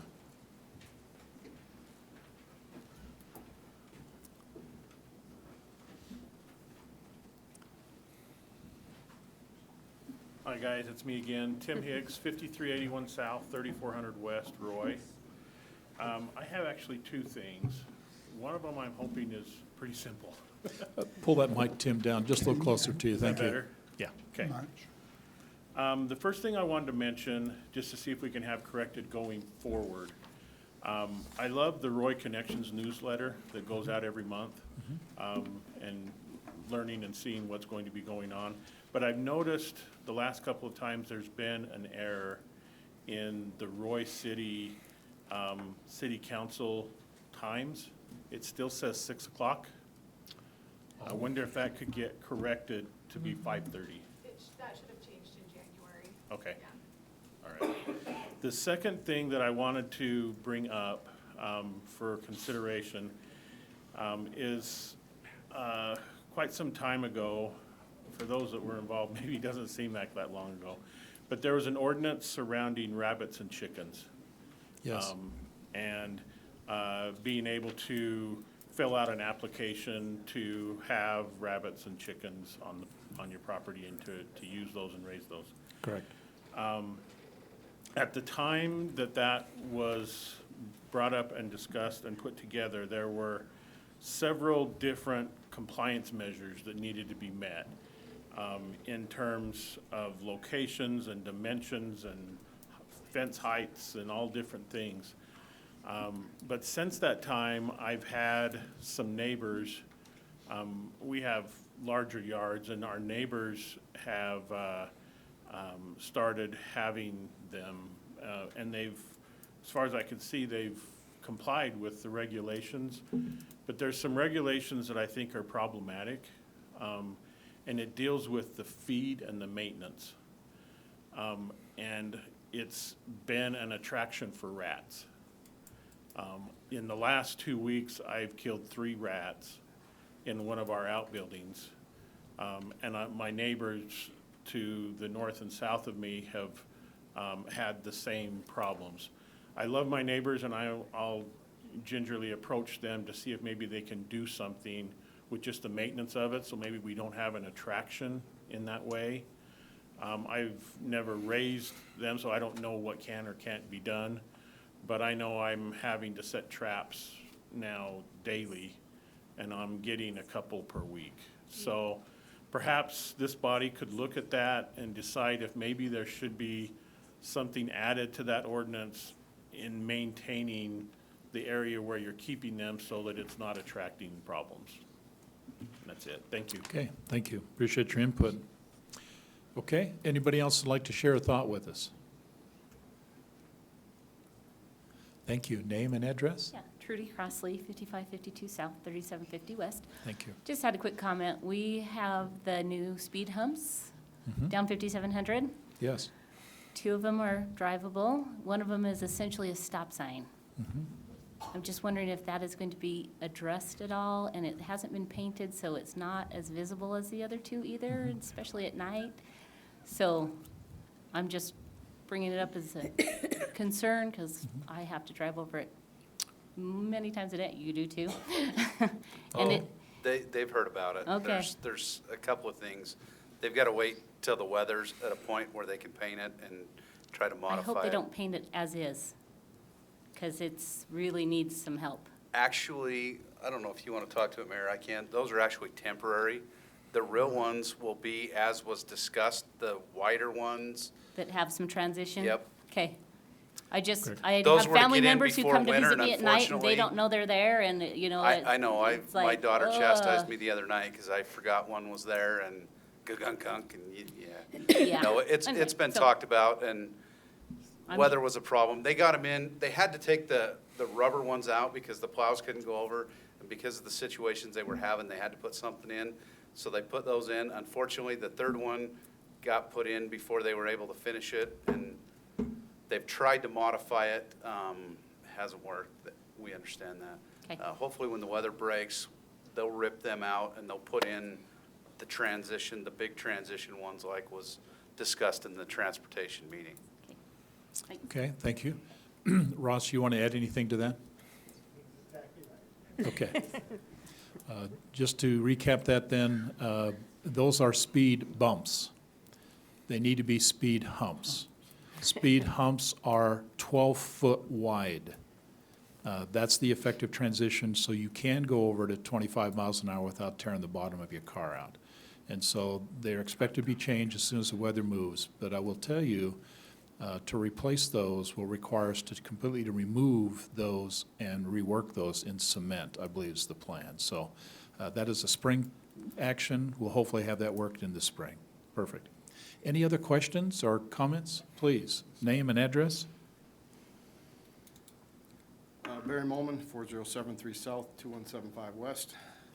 I just have some questions, or I guess I'll make comments. I can't really ask questions at this session. Regarding City Code Title 4-3-1, this is snow removal of sidewalks. I'd first like to applaud, actually, the city employees that clear the city sidewalks to include around the parks. They do a phenomenal job. No questions asked, that they're outstanding. Last year, I spent considerable amount of time out of the state in the winter and hired somebody to keep my sidewalk clear because as the ordinance reads, it says citizens, and this was on the Roy's homepage here just recently, it said reminded to keep sidewalks clear of snow and ice within 12 hours from the termination of the depositing storm. So 12 hours is pretty specific. To me, that almost implies that if I don't do that, there could be a problem, maybe be ticketed or something along that lines. So I've done my best as well to try and comply, like I said, to the extent of hiring somebody when I'm out of town. This year we had a significant storm on Thanksgiving, and a few days, just longer than 12 hours, a few days later, my wife and I, who are both disabled, took a walk, and we happen to live near a Weber County school. And my question is, if I'm subject to a fine, who holds Weber County School District accountable when they are not in session for weeks at a time or long Thanksgiving break? I found myself and my wife, again, both disabled, walking on a busy road because we couldn't walk on the sidewalk. And it just begged the question, if I'm going to be held accountable, then everybody should be, or I should be allowed to say when I'm out of state that I am not in session as well. Thank you. Just for the record, nobody's exempt from the ordinance, okay? But you bring up a good point. We need to contact the school district. Thank you.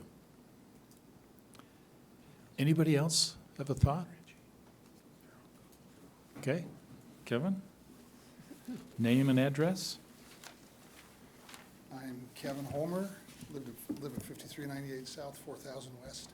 Just want to take the chance to welcome the new members of the City Council here, Ms. Jackson, Ms. Wilson.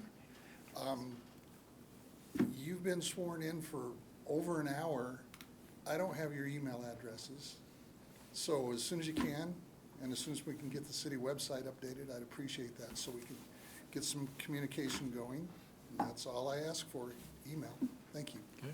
Thank you. And Kevin, I will indicate to you that these new council members do have a Roy City email, and so they just need to get it posted so everybody can take advantage of that. Thank you. Okay, anybody else? Okay, seeing none, we'll go ahead and move from public comment period to the city manager's report. Matt? Yeah, I have a couple of things. Have you noticed we've had a couple of changes with our buildings?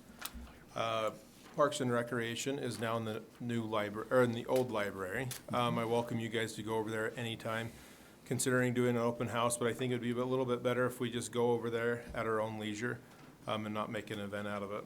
That's what they would prefer also.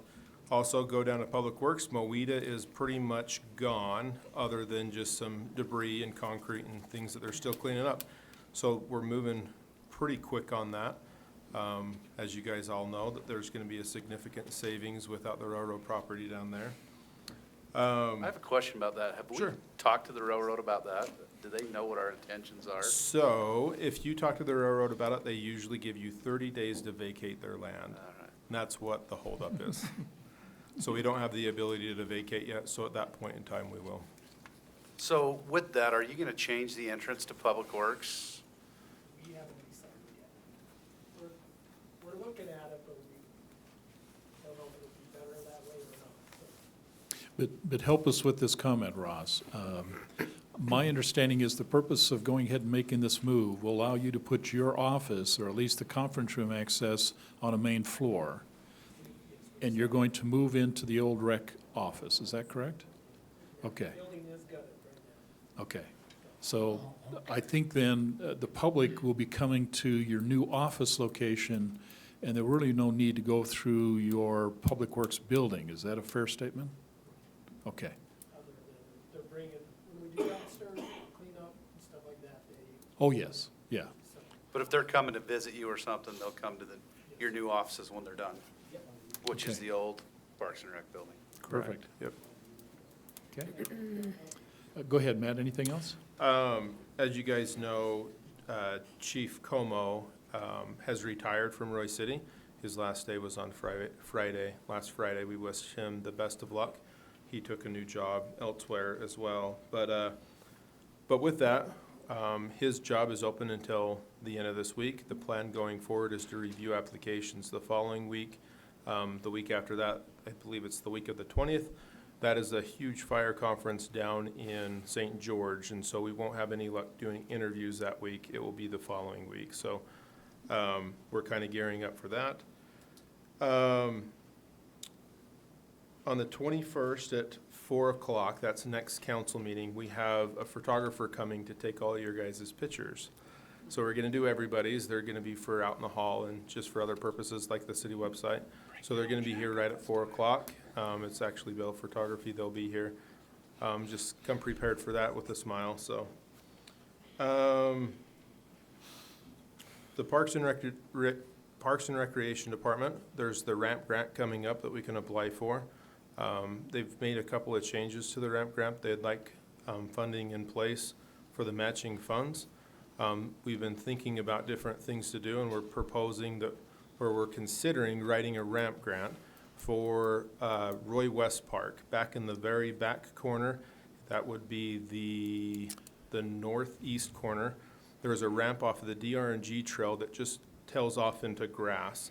We would like to connect that hard surface to be ADA compatible to other hard surfaces across there. So we're considering that. As you guys know, in our current budget, we have the funding to do a couple of different upgrades to the trail system there at the park, and that would be considered our matching funds that we have in place. So we're considering doing that. So no budget but- adjustments. We've So no already got budget it. adjustments. The only budget adjustments would be is if we collect the additional revenue from ramp and the offsetting expenditures. So we're Great considering that. Also, I'd like to announce, we've actually already announced this, the Christmas lights. We had a tie for first place. We put this on Facebook, but if anybody is here, I welcome them to stand, and then we can get your name. We know your name, but get with you later and give you the award. But first place was a tie between Larry Horsepool and Lance Carter. Second place is Stephanie Ware. And third place is Edna Johnson. So if anybody's here from the, Perfect. oh, did Thank you. Congratulations. Okay. So congratulations, great job. So we'll connect with you and get a prize to you. Thanks. And that will be it for me. Thank you, Matt. Council, anything you'd like to share? Yeah, oh, Go ahead, Brian. you want, okay. Just a couple of quick notes. Stopped by the King's Buffet that's being renovated, reconstructed, went in, and actually the contractor was there. It was an interesting experience because he didn't speak a lot of English and I didn't speak any Korean, but between us, we were able to determine that they're looking at a August opening. And if you go in there, they've changed the whole, it no longer looks like Rite Aid. It looks like King's Buffet. So anyway, that's exciting news. Also, just so it's a matter of the record, sales tax revenues are up $261,000 over this period of time last year. So, thank you. Isn't that? was over the budget from last year. Over the budget, Yes. yeah, over the budget So that of was with the last CAFR year. statement, yep. Yeah. So that's a good thing. So thank you. Thank you for shopping, Roy, and let's just keep it up. Yeah, More to perfect. come. That's perfect. Okay. Council, any other thoughts you'd like to share? Okay.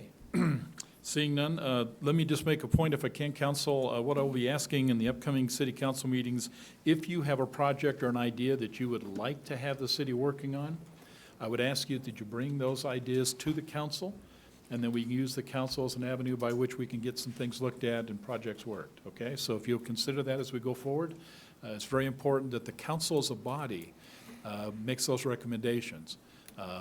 In all fairness, we need to act as a body, we need to function as a body, and we need clear direction. And I'd ask we provide that directly to the city manager on things that we'd like to get done, allowing him, in this case, the opportunity to make sure that they get done in compliance with what the city council wishes to be done. So as you see things that you feel are important, and you will, then please bring them to the council, let's work them, and let's get the city manager focused on the right things, okay? Thanks for joining us today. A lot of activity, a lot of things going on. We've got some great things happening in the near future. Please attend the planning commission meetings and the city council. We have a lot of things to share with you. I will share with you just briefly. I can't get a lot of details at this moment. We're still waiting. But there will be public meetings coming shortly in terms of what UDOT will propose to 5600.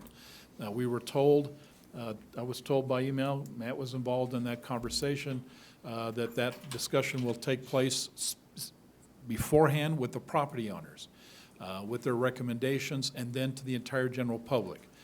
So we're going to see some things hopefully in the next month or so in terms of 5600, in terms of help mitigate some of the traffic challenges we face in the city. This will be a first step, but UDOT has to set the times of those meetings and, more importantly, talk to the property owners that will be impacted. So that is coming. It's on the horizon. Watch for it. And more importantly, be there for the public input, because it's going to be important to Roy City to see what the future of that street's going to be all about. Again, thank you for coming. Council, do I have a motion to adjourn? Mayor, I make a motion, we adjourn. Thank you. Do I have a second? I second it. Thank you. All in favor? Aye. Any opposed?